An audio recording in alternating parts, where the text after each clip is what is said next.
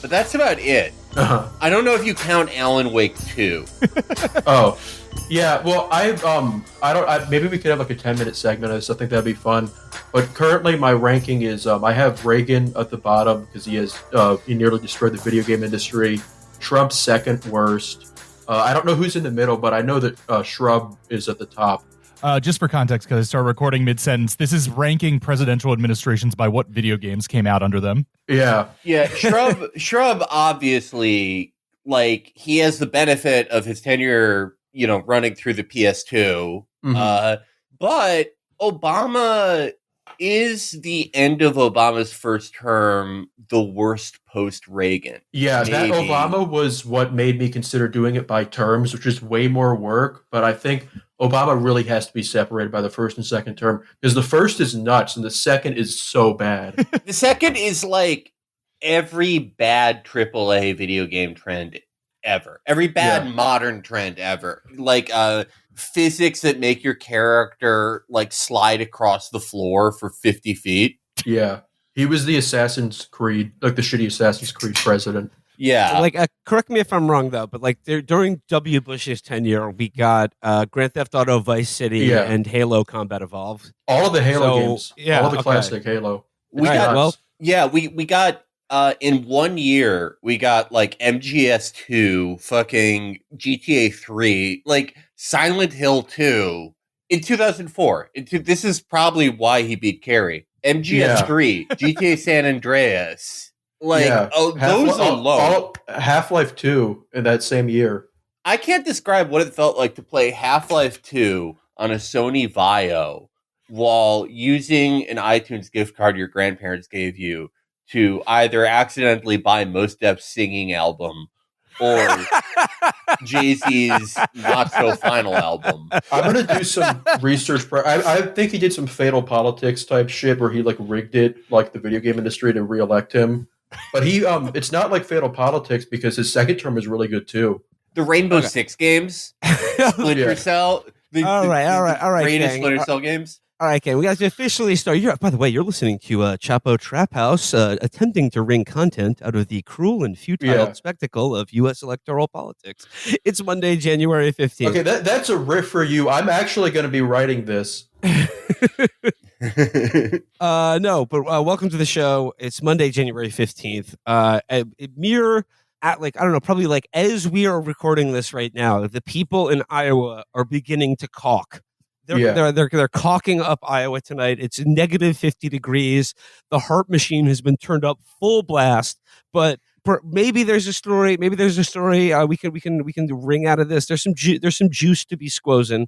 I do like the characters, but I guess I just want to begin today's episode. By the way, joined of course by Josh Ettinger-Mentum. Hello. Welcome back to the show, Josh. Yeah, it's great to be back. I guess I just want to begin the show is just like talking about probably the least juice primary that's ever occurred. Like, I mean, this thing is on rails. I mean, there's only characters. There's no stories to be had here. And of course, it's all taking place under the backdrop of right after we stopped recording our last episode, U.S. and Great Britain begins missile strikes on Yemen. And I guess I'd like to begin with Yemen today before we get into the election. I don't know. I mean, it's just Biden expanding this conflict into a regional war to help facilitate Israel's total liquidation of the Gaza Strip. How do you think this is going to play out, fellas? Yeah. Well, I for the past couple months, I wrote a bunch about the stuff going, like how you guys have covered it too. I wrote a bunch about the war in Gaza and the background for that. And the more I wrote about it, the more I kind of was drawn to the specific character of Joe Biden. Because I don't want to it's very important to realize how bipartisan the pro-Israel policies are. You don't want to make it out like Biden's the single person doing this and everybody else is really reasonable. But he is really crazily biased toward, he has I think somebody described it as like an obsession of being pro-Israel. Like I called him, I think in one article, an Israel boo. And I think that that's actually kind of insulting to real weeaboos because even they don't obsess over Japan this badly. Like the sheer length and the sheer intensity. And do weeaboos? Do weeaboos? Do they support the Imperial Japanese military? Because this would be the equivalent. Some of them. Well, some of them do, but to reach Joe Biden's level, they would have to get like Unit 731 tattoos. Yeah. Biden's like the Mishima, but like if Mishima lived in Delaware, but for Israel. Well, I mean, like, it could actually, Mishima provides an interesting example for a way out of the Democrats' electoral woes, if you know what I'm talking about. Yeah. But I mean, I guess, like, and I read your piece about, like, like how his failure in Palestine is the failure of administration, and you lay out a lot of examples about how other administrations have, in the past, like, well, as you quite correctly pointed out, like, still supporting Israel 100%, did attempt to, like, sort of bring them to heel at various moments. I mean, there's the the example that I didn't know was about how Joe Biden specifically undermined Hillary Clinton when she was Secretary of State to tell Netanyahu, like, don't worry about what Hillary's talking about. We got your back. Yeah. You can play a crazy game to figure out which politicians Biden ends up making look really reasonable and like statesman-like with how just insanely pro-Israel he is.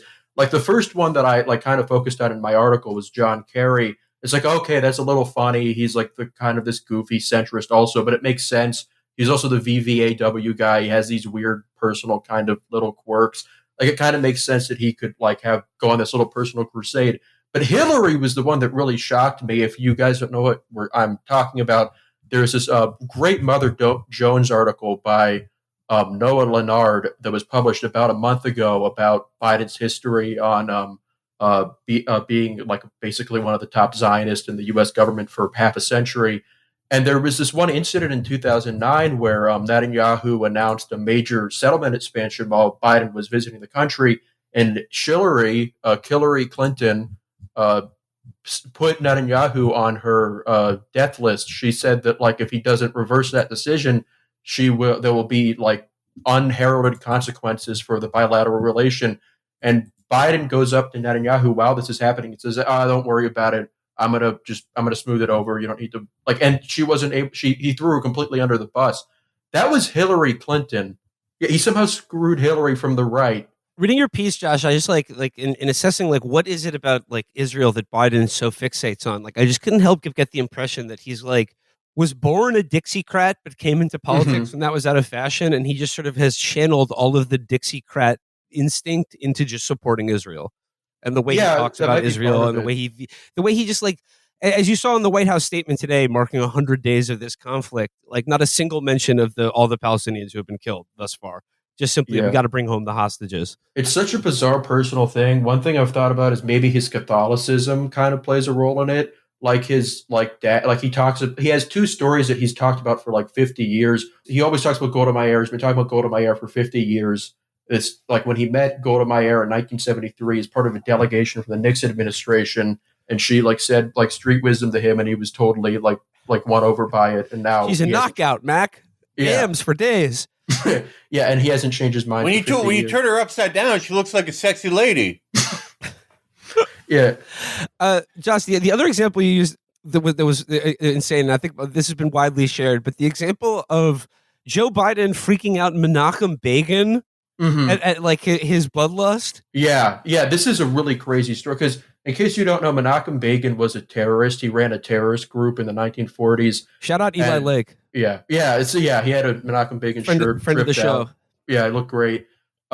He's been going nuts lately. But I gotta say, just as a slight digression here, I am really enjoying the reappearance of Eli Lake, a guy I haven't thought about in probably 5 or 6 years. But no, when Israel and the United States are really opening up the throttle, Eli's back there, right front and center, saying, "I demand a boycott of South Africa until they reinstate apartheid." He has a crazy intensity. He is leaving nothing, holding nothing back. It is really something else. But the other story Biden always gives to explain his support for Israel is that his dad told him about the Holocaust when he was a kid, and he was like, "Damn, that's crazy." And that kind of like getting to that point where you're thinking about like the trauma that he got from his father, who was probably born in like 1879. It's like, what are we doing here? I would love to hear Joe Biden's dad explain the Holocaust. Like, if I had a time machine, I'm not preventing Iran-Contra. I'm not helping Napoleon win Waterloo. I'm not doing any of that. I'm listening to Joe Biden's dad, the only white middle-class guy who, just did not ball out in the 1950s. somehow things got worse for him. I would love to listen to that guy explain what he thinks happened. Yeah. Does he think that they threw all the Jews into a molasses barrel, perhaps? Yeah. We'll find out. Yeah, this was before like the internet, so he was getting this all from like the news. Yeah. Like newspapers. He probably like said some it obviously left a great impression on him. But yeah, so he's been nuts on this for decades. Like there's another great sort of anecdote in the Mother Jones story where he gave a speech at AIPAC that was so intense he was like screaming and beating his chest talking about like how much he was always going to support Israel, and it supposedly made the AIPAC attendees really uncomfortable, which is a feat. I can't imagine how he even do that. This is definitely one of those like white boy shocks by ordering in perfect Cantonese type things. Yeah. Gentile surprises everyone.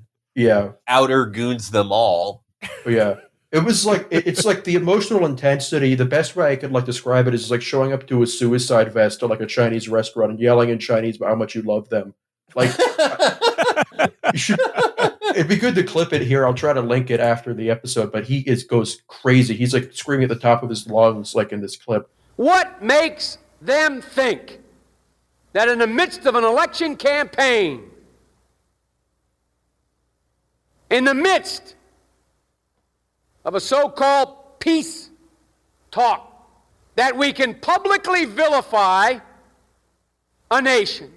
Do you think that Shamir in the middle of a re-election campaign is going to say, Mea culpa, mea maxima culpa? I am sorry, I am heartily sorry. I will change my mind, re-elect me.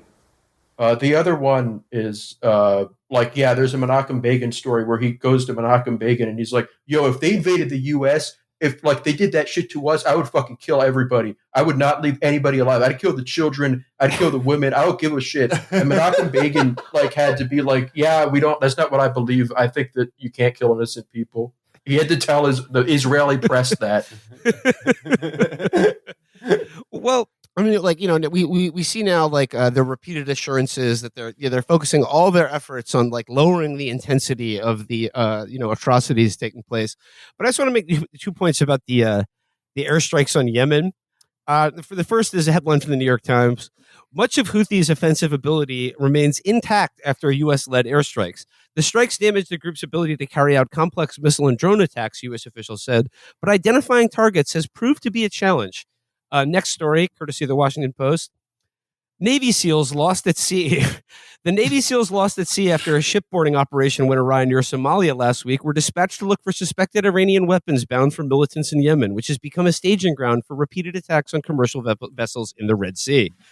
2 service members who went missing were preparing to board the ship in rough seas when one of them slipped from a ladder. The second sailor, seeing their comrade fall into water, dove in to help. The officials said on condition of anonymity to describe the early assessments. The incidents occurred Thursday in the Gulf of Aden.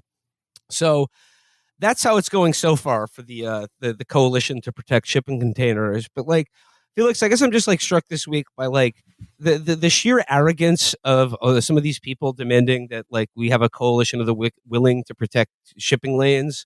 But just the sheer arrogance that they think that they're going to intimidate the Yemeni people with a couple airstrikes into not doing this.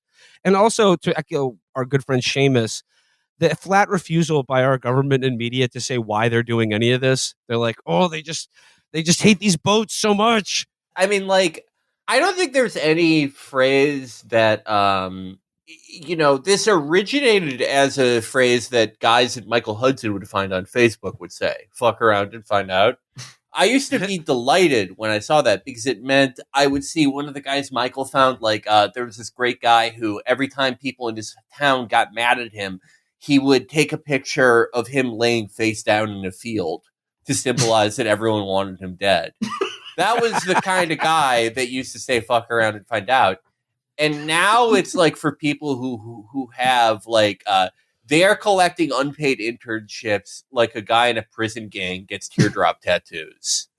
They are like the moment that they were like, yeah, we're doing Operation, Amazon Prosperity Prime. Guardian.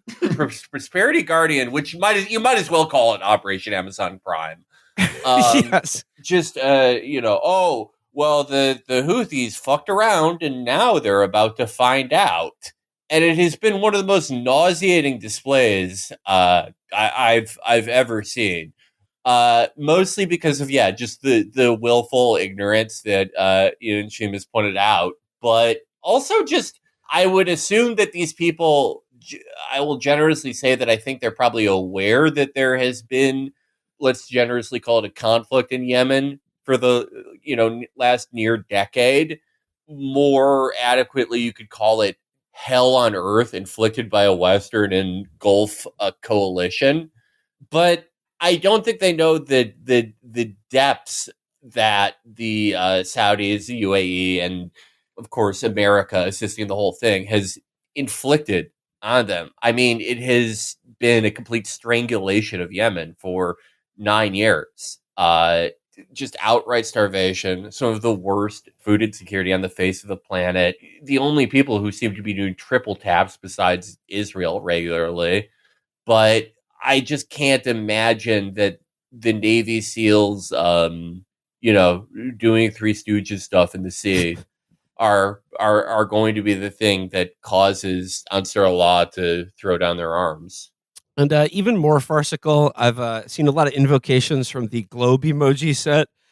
A lot of invocations defending the, quote, legitimate government of Yemen, who there's controls God. they're just like, oh, like the Houthis aren't Yemen. They don't represent Yemen. It's just like, no, merely the vast majority of the population and like where everyone lives in that country. And then the rest of it is controlled by like Saudis who live in hotel rooms. Yeah. I mean, like, I don't know how this ends. I mean, I guess like it could be one of those things where the Navy screws around for like a few weeks and declares victory. That seems like the best possible outcome.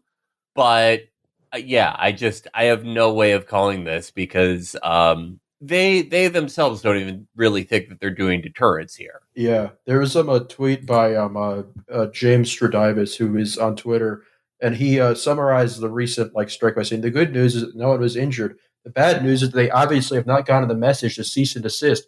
Probably going to require additional military strikes to discourage them. It's literally just saying them, like Noah Cohen, quote tweet saying the missile strikes didn't work. Time for more missile strikes. They have no fucking clue what they're doing other than to just we have to keep supporting Israel. And I guess that leads us to the Iowa caucuses and the miserable state of the state of our democracy.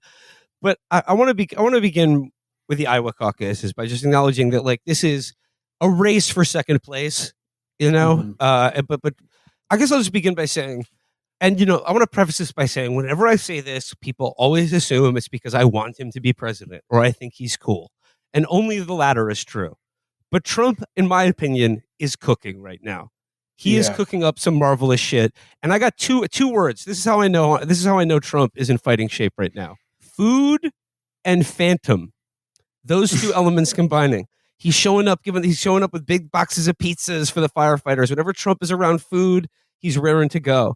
And then even better than that, he is filling rooms in Iowa right now full of corn feds and blasting the movie soundtrack, not the Broadway recording of Phantom of the Opera to them. The Gerard Butler version of Phantom of the Opera, not the original cast recording. The man is ready to go. He is unstoppable. Rise and surrender to your darkest dreams. Purge your thoughts of the life you knew before. Close your eyes, let your spirit start. It's so loud. He's a huge. People don't he's a huge Broadway guy. Yeah. Huge. No, it's one of the most important things in his life. Yeah, that's you can't psychoanalyze him without having watched the movie, the Cats several times. No, his victory speech. He's going to come out to Cats. It's going to be negative 50 degrees. People are going to be losing digits. They're going to be going insane. But we haven't really talked about Trump recently. But Chris, you have curated just some quick hits of some recent fire from Donald. So let's just take a look at just some of the energy he's bringing these days. Okay, this is from the presentation he gave that he was led into by that very same Phantom music. I could read that teleprompter all day long. Biden can't even read the teleprompter. The other day, Matt, he's given a thing. He's a news conference because he hasn't had one in about 6 years or something. Can't have it. You can't have a news. So he goes, Bill from NBC, over here. So the guy asked him a very simple question, like about vanilla ice cream. But then they actually asked him a question about a border or something. So he goes, they ask him a question, Bill from NBC, they ask him a question. The border is very strong. It's very normal. And things are going very well on the border. Oh, thank you very much for the news conference. Thank you. And then he walks into a wall. I mean, this is vintage form for him. Yeah, there was a headline I saw the other day that really felt like something out of 2015. It was Trump sounds off on the Civil War, again goes after John McCain and criticizes magnets. That is...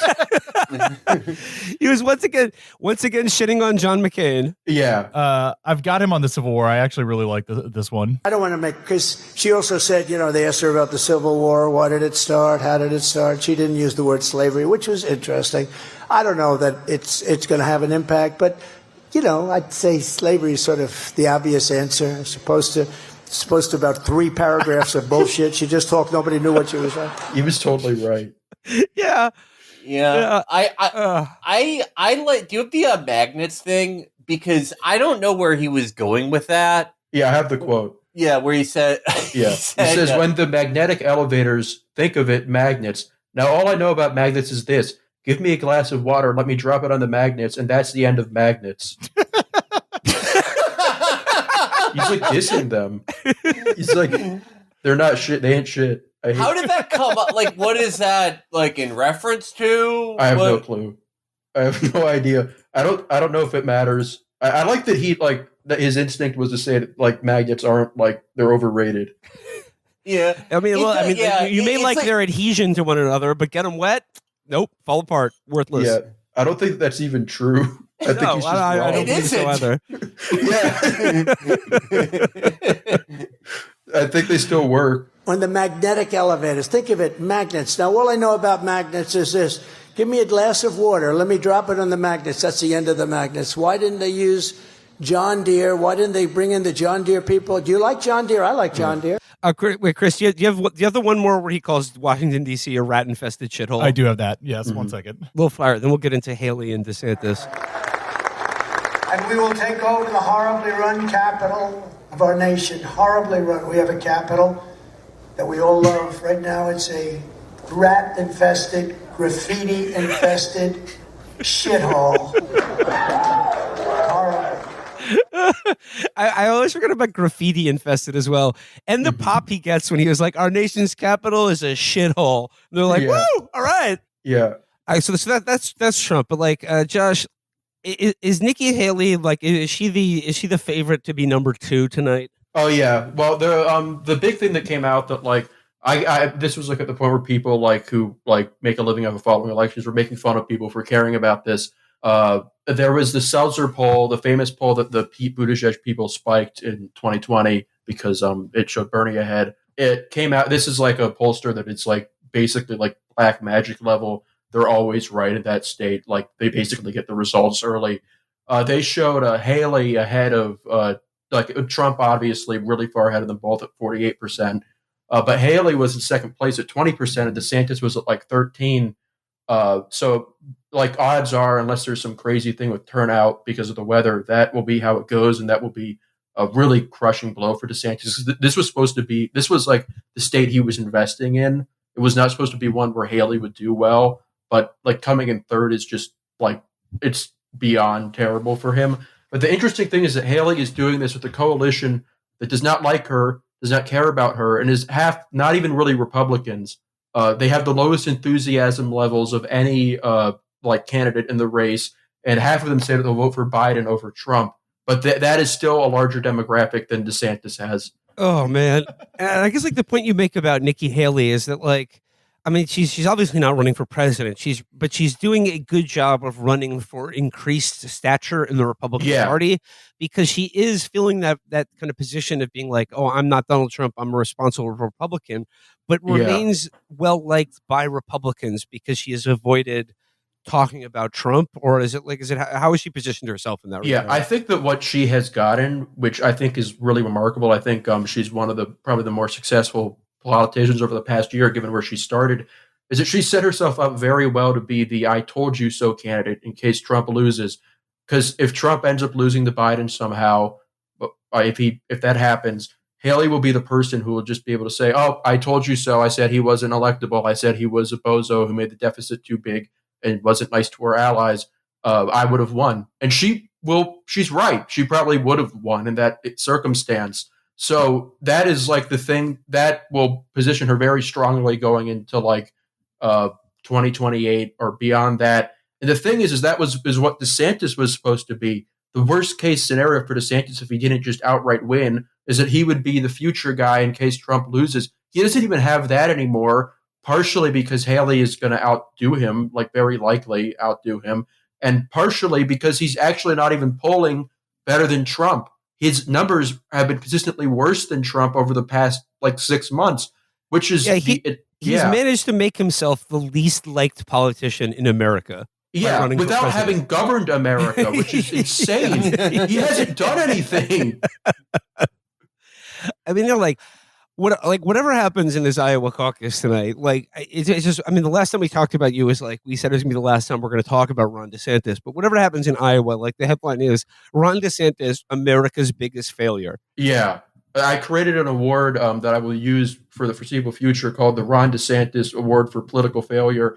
That wasn't very probably hard to guess who got it last year, but I want to commemorate that because I posted I think before coming on this, the New York Post headline from the midterms last year that just said "the future," and I feel like people could see that as me making fun of them, but that was warranted. He came into the last year in such an amazing position. He did legitimately really well in Florida. He looked like he had a really strong profile. And now he's just the awkward guy who nobody likes. And it's personally his fault in a way that you rarely see at this level of polarization in politics. You don't usually see people's personalities have this level of an impact, but he was just that uncompelling to people that he broke through. And you could tell the tension building, and the tension building, and that by evidence of which, I mean the lengths with which he was willing to go to degrade himself to appear 2 inches taller or capable of talking to a human being. I mean, the lifts, the cowboy shoe lifts, they had him walking bow-legged. Jesus Christ. Yeah. I don't know how tall DeSantis is. I think he's 5'8" or something. Trump is 6'3", so he's actually probably lucky that Trump didn't show up at the debates. That would not have looked very good.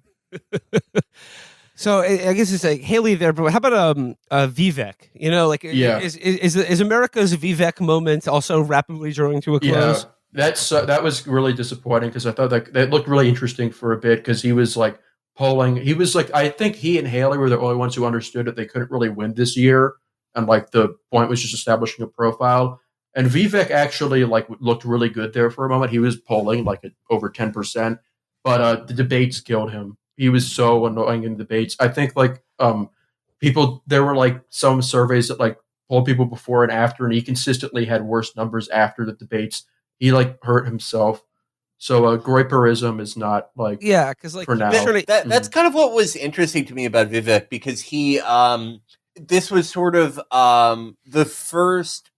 You could make Blake Masters out to be one of those early Luftwaffe jet airplanes that was 3 feet long and looked like it would explode the moment it got off the runway.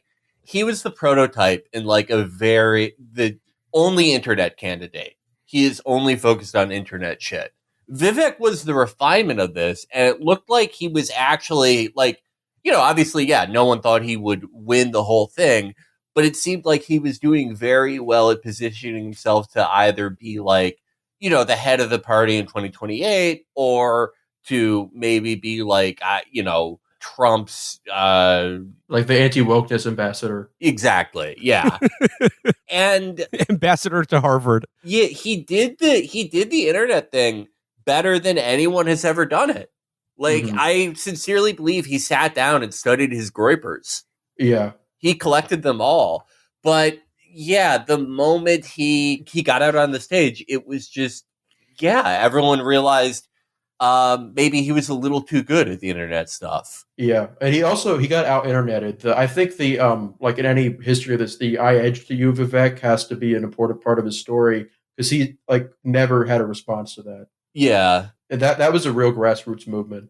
I've been interested in Vivek's recent strategy of making the case to voters that he stands with Donald Trump 100%, but that they should still vote for him. I like that the reason he's come around on is that they should vote for him to save Donald Trump's life because either being president will kill him or the deep state will assassinate him. So he's like, vote for me. Like, I'm young, I'm spry, and like I can withstand either the ravages of age or an assassination attempt. Yeah, there was like a clip of like him talk to an old woman and like a very like kind of whispering to her like, "Look, we love Trump, but they're not going to let him do it. They're going to take him out," and it was so morbid.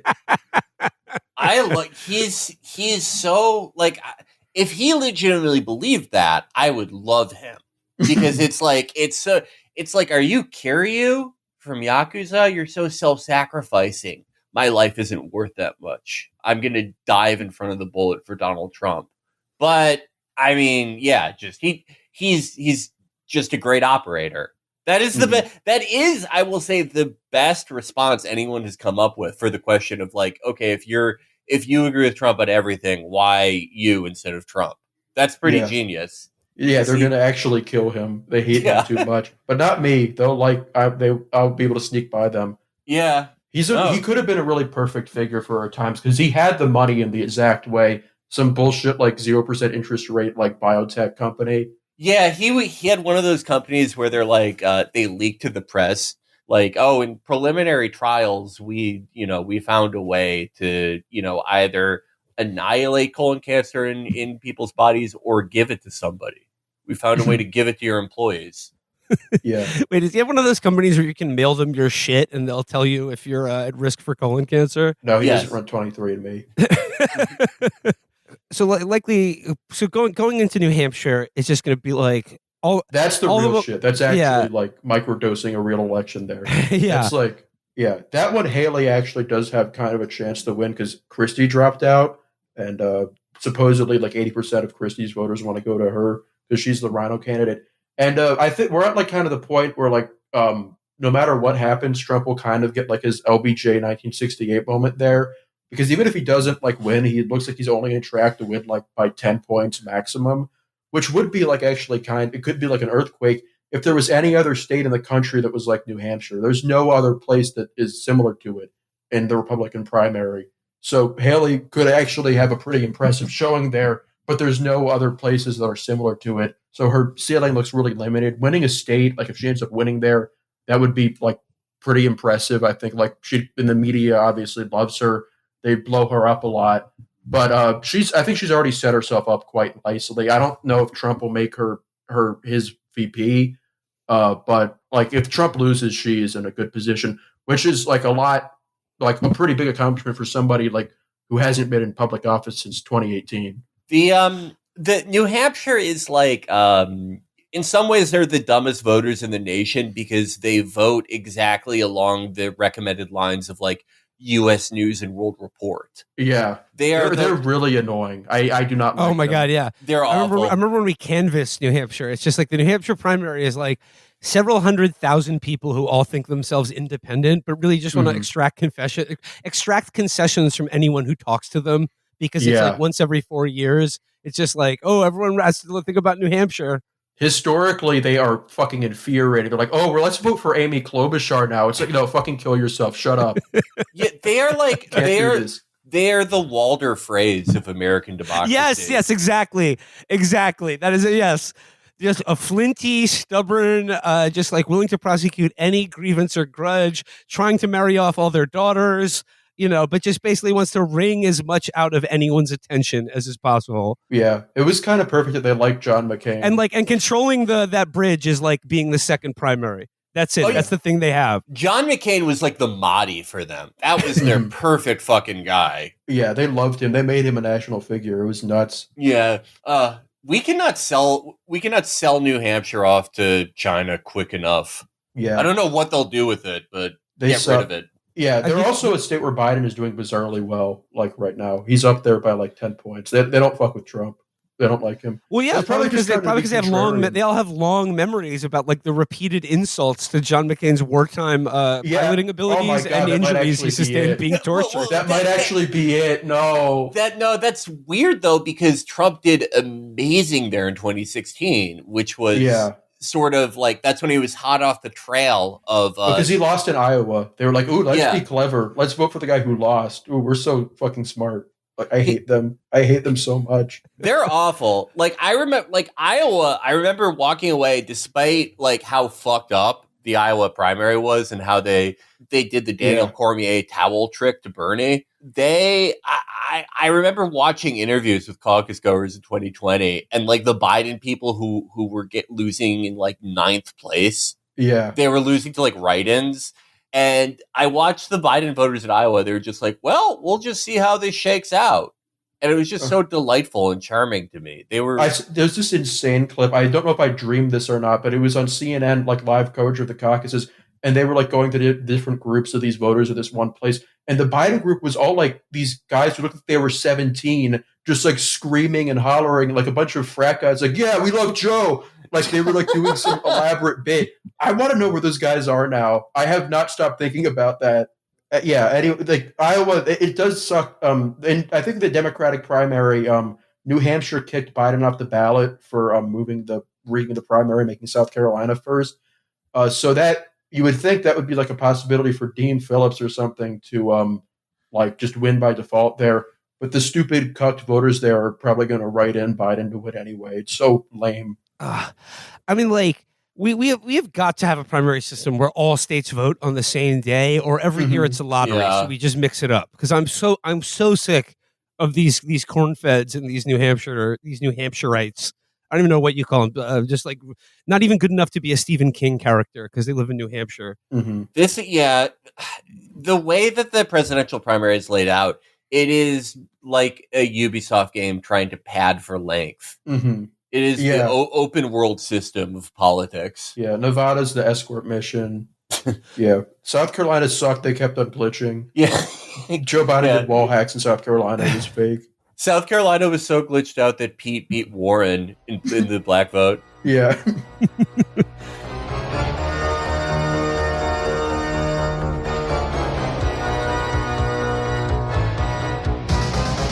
So, like, like this thing is on rails. It's going to be Trump Biden. Another grim, horrible reenactment of how stuck and miserable everything is. But like, look, my instincts right now was like just eyeball test. What I'm seeing from Trump, I think this guy's cruising into his second term. However, Josh, I do want to acknowledge that I think you have a good point about the limits of the kind of campaign Trump is running now in 2024. Mm-hmm. And I was like, it's just like, rather like you talk about like his choice to focus on basically just like grievance and anger rather than like many of the issues in which he has quite a significant advantage over Joe Biden. Yeah. So if you look at like polling right now, Trump is preferred over Biden on pretty much every issue besides abortion, which it could make you and like protecting democracy or however they phrase it.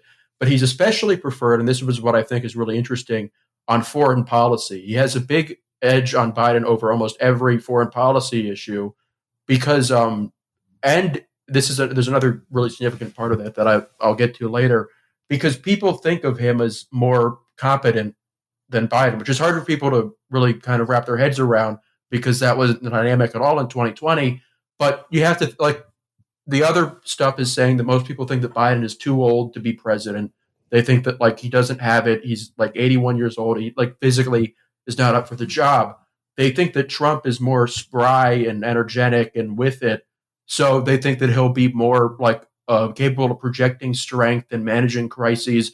And every time that there's another war that happens, the more this reputation gets solidified. The Ukraine thing dragging on makes Biden look incompetent. The Israel thing erupting makes him look even worse. The war expanding makes him look even worse. So it's a very bizarre way of thinking about it.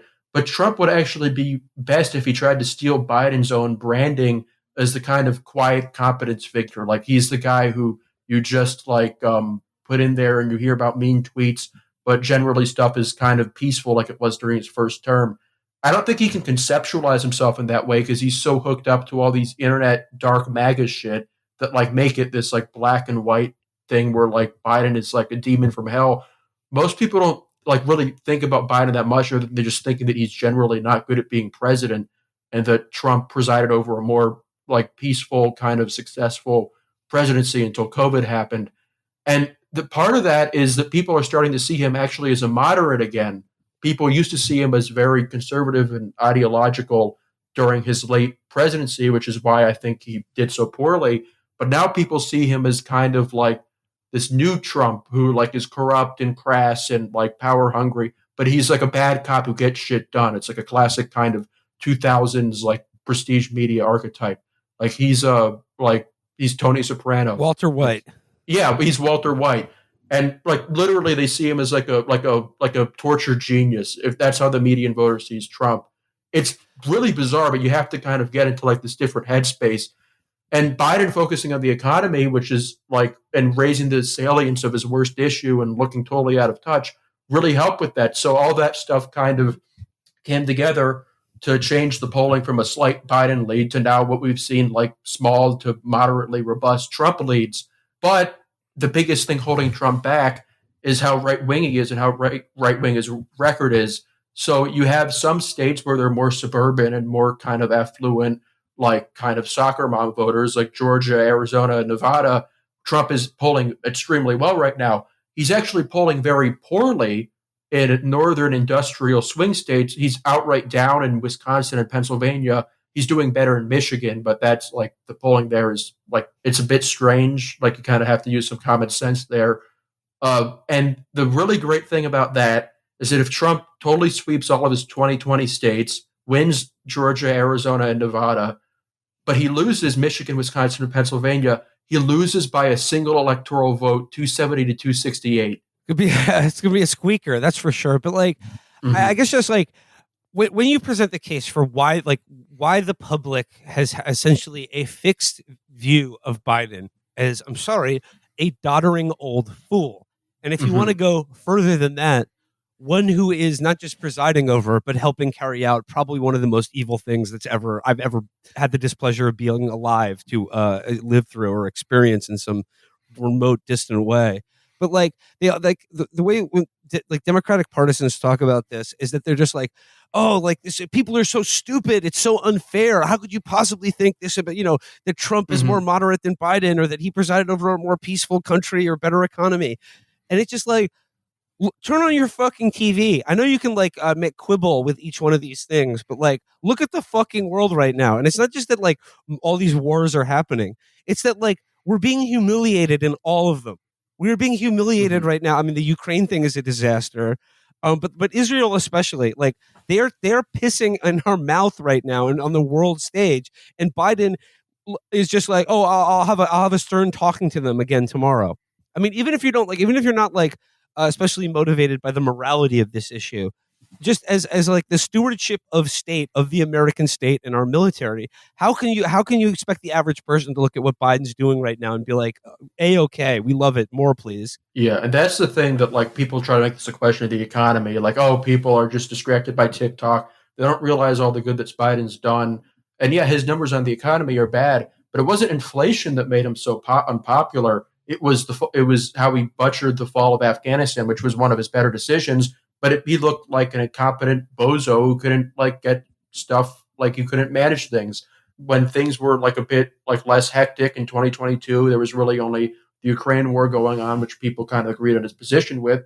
His numbers went up, and he was at the start of 2023. He actually had a lot of momentum, but he totally crashed and burned and has fallen to record low approval, worst numbers of his entire presidency as the international situation has deteriorated over the past number of months. He's below 40% now. He's trailing the Trump in the polls. And if Trump went on like a new Trump kind of thing where I think that he has benefited a lot from siphoning himself off in his own social media app where people don't see him. He's kept himself out of sight, out of mind. And that he obviously is very easy to go after. Like, he's not like a formidable candidate. But if the Biden people keep on talking themselves into a circle and just acting like we're entitled to people believing that we're good, this is an obvious choice, like, they're going to give a huge opening for him to present himself in a way that actually is compelling to people, which he never has been able to. He's always been very unpopular. Is there any, I mean, I know like one of your other big losers in all this is Kamala Harris, but like, is there any chance that like he does the thing that basically he said he was going to do when he was elected, is just be like the one-term caretaker president, get rid, we stop Trump, but I'm going to hand it off to like someone younger and like who can, or just like, I've done my job. I got us out of COVID or whatever, and I got rid of Trump. Is there any chance that they just get him to the convention and then he bows out and they give it to like, I don't know, Michelle Obama or Hillary or something? No, there doesn't seem to be any indication that he seems really committed to doing this, which like it sucks because you have to actually kind of consider his own personal psychology here, which again is very humiliating. Like, I don't like having to think about the inside of this guy who was elected during the Nixon administration any more than I like ever should. But like, there's not like one guy I don't know if you guys have talked about Dean Phillips, but he is like this random, like total, like backbencher, irrelevant congressman who torpedoes his own career to run a campaign saying that Biden was too old and people didn't like him and he was probably going to lose. And he's been totally shut out by the Democratic establishment. They make fun of him constantly, which I always find very like distasteful because it's like, yeah, this guy who's down by like 30, 50 points in the polls is probably going to lose. Like, you don't need to brag about it all the time. He's trying to make a point that could be something you could try to do. He at least there's some kind of like pathos to what he's doing, and he's correct. Well, fear not. His campaign was just given $1 million by Bill Ackman, and that guy knows how to pick winners. Mm-hmm. So Dean Phillips, the Herbalife of this campaign. But Josh, you're right. It's like whether it's like their attacks on like candidates that obviously are not or just protest candidates that are not like a threat to Biden's getting the nomination. It's just like their sheer arrogance and indignance that anyone would want a candidate different than Biden, like for any reason. I mean, like I saw one Democratic mouthpiece describe Arab and Muslim voters refusing to vote for Biden as quote a temper tantrum. Yeah, and like I mean, like that's really how they feel about Biden, and they just like it's just the anger with which they react to people's like not even like someone like me who says if you vote for Biden you're lower than dog shit in my eyes, but like. Just someone who's just like, maybe he could be doing a better job, or like, shouldn't we have another candidate to vote for, or just like maybe I'm not like 100% thrilled about the job he's done. Mm-hmm. Yeah, and like it's been very interesting if they keep like that attitude because right now Michigan does look like it's going to be the state that will decide the election. Oh man, very close. Yeah. Oh man, I can't wait to see some of the outreach that's going to be done. I can't wait. I can't wait to see it's a lot of meetings with community leaders. I'm sure he's going to be very active. Going there to meet with them this week. That's going to be something. Oh, that should be great. Looks like again, the outer I think arrogance. it's going to work. What does he think he's going to say to them? I think it's going to work. I think he's got it. I think he's got this. Well, so as long as we get the Democratic primary, I don't know. Is Robert F. Kennedy Jr. still running as a Democrat? Yeah, he is. He got in the ballot in Utah. He's going full steam ahead. Okay, well, today is, of course, Martin Luther King Day, and I would be remiss if I didn't bring up the story about RFK Jr. defends Kennedy administration wiretap of Martin Luther King. It's just sort of like, once again, RFK Jr., who's he running for here? Like, who is the ideal Robert F. Kennedy Jr. voter? Where he's just like, we were right to wiretap. We were right to, and if you read the article, it's just basically he's saying that J. Edgar Hoover wanted to destroy Martin Luther King for being a communist. So we allowed him to wiretap him to prove that he wasn't a communist. That's kind of fire, RFK. I get it. I get it. I get it, actually. I know. I kind of get his point. I mean, yeah, it's moronic. And I mean, most of all, like a lot of RFK's positions, needless. This was not a thing that like no one, not even RFK's idiotic voters were like, he needs to have a position on the wiretapping of MLK. Yes. Like, I need to know where he stands on this. Yeah, that his dad did. Yeah, it's like moronic, needless, honest, interesting, and honest. Yeah. That is the thing that is hard for people to. People have kind of saw like that he's polling at 20% and have just kind of swept that under the rug. Like, okay, we can't really consider this. This is a bit too much. But I think it makes a lot of sense in a lot of ways because we have two incumbents. I saw like one clip of an RFK video that actually made it kind of click for me, where he was saying like Biden and Trump are talking about like how much they've done for this country, but I've been around places and it actually sucks. And I was like, oh, I get it. I kind of get it a little bit. Yeah. He's like, he has a certain appeal to like people who claim the same thing keeps happening to them at different restaurants in their Yelp reviews. Yeah. Okay, I can see it. And that, honestly, that's at least 1/5 of Americans. Yeah, if you're not like really committed to either party, and you're one of a lot of people who disapprove of both Trump and Biden, and you don't want them to be elected president, he's going out there. He's like, the one thing that he does talk about constantly that I also think is pretty smart is housing, where he's like, housing was bad under both Trump and Biden. They don't have a solution for it. It's like, you know what? That's kind of true. That's correct. Like, you suck, but like, that's right. Like, it was bad. It did suck. Like, stuff has been pretty miserable. I guess on one more note about Martin Luther King Day, I believe today was the much touted announcement of Charlie Kirk's takedown of Martin Luther King and the Civil Rights Act. I'll be looking forward to seeing what's in that. Yeah, he did it. He did it? Yep. Yeah. So we're taking down the statue on the National Mall. Yeah. I didn't expect it, but he did a good job. Well, best of luck to Charlie on that. I'll be waiting to see what he came out with. But I don't know. I mean, I guess just like, or I don't know. Final thoughts going into like just a truly depressing spectacle of a Trump-Biden general election. I mean, is this going to be a record low turnout election? I mean, I guess this is why I am committed to not voting in this election, because I think it's like the only rational moral choice one can make. And I think like I would like to see an election where the majority of Americans don't vote. You're not going to help the RFK party get federal funding? I mean, look, if it breaks it off in Biden's old asshole, then yes, I hope he does. Yeah. Well, the thing is that's the most frustrating about it is that they could be really killing it here. Like there's polling out there that shows like, well, Biden's down by 8 in Michigan. The governor there, Whitmer, is up by 5. The New York Times polling had a generic Democrat up by like 15 points in every swing state. They're really pushing really hard for Biden. And I think you just have to kind of assume they know something that we don't, which is that he's going to become a really, really good president in his second term. He just needed some time to like on the job, but he's going to be like LBJ next time around. Like he's going to be doing statesman shit. I knew it. Yeah. Or Kamala could. Kamala being like the greatest president of all time is something I've thought about a lot lately. I think that would be a great way to end this past 25 years, where like the Venn diagram lady gets in there and is just instantly just like a master of the Senate shit, like solves the Israel-Palestine crisis. You think you just fell out of a coconut tree? You exist in the context of all in which you live and what came before you. I love that idea. Her is like almost like a Tito figure. Yeah, or like H.W. Bush or something. Yeah. I love the idea of like Kamala ordering the last U.S. troops out of Okinawa. Yeah. Like coronating a new era of the end of the empire. Like nationalizing healthcare and stuff. Yeah. That would be the greatest ending. Yeah. She she creates like Israel Stein. She like somehow pulls off that deal that Gaddafi wanted to do where they eliminate Switzerland. Yeah. That saves the world.